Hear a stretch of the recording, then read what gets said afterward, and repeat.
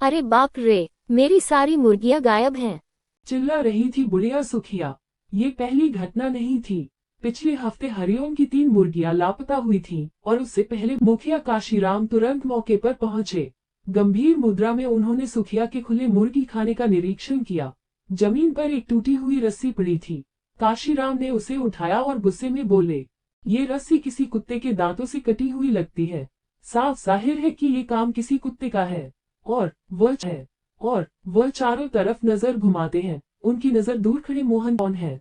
ये टॉमी ही है, मोहन का ये कुत्ता। सरकार, टॉमी। नहीं सरकार, टॉमी तो रात भर हमारे झोंपड़े के सामने पड़ा रहता है। वो कभी मुर्गियों के पास नहीं जाता। चुप रहो मोहन, तुम अपने कुत्ते को बचाने की कोशिश कर रहे हो। सबूत साफ है, ये रस्सी उसी के दांतों से कटी है। मैं फैसला सुना देता हूँ, इस चोर कुत्ते बालों को आज ही, अगर कल सुबह तक ये गांव में दिखा तो मैं खुद गोली मार दूंगा। गांव में सन्नाटा छा गया। मोहन और उसकी पत्नी रमा की आंखों में आंसू आ गए। टॉमी उनके लिए सिर्फ पालतू नहीं, परिवार का हिस्सा था। टॉमी काशी। हाय राम, अब क्या होगा? टॉमी को कहाँ भेजेंगे? वो तो इतना वफादार है।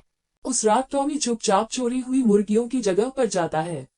उसने जमीन को सूंघा, टूटी रस्सी को देखा और फिर एक खास दिशा में गंध का पीछा करने लगा। वह गंध उसे गांव के बाहर एक खंडहर पड़ी पुरानी कोठरी तक ले गई। कोठरी के पीछे से हल्की हल्की मुर्गियों के बोलने की आवाज आ रही थी और एक लोमड़ी की बदबू। तो मोहन, तुमने इस कुत्ते को गांव से निकाल दिया।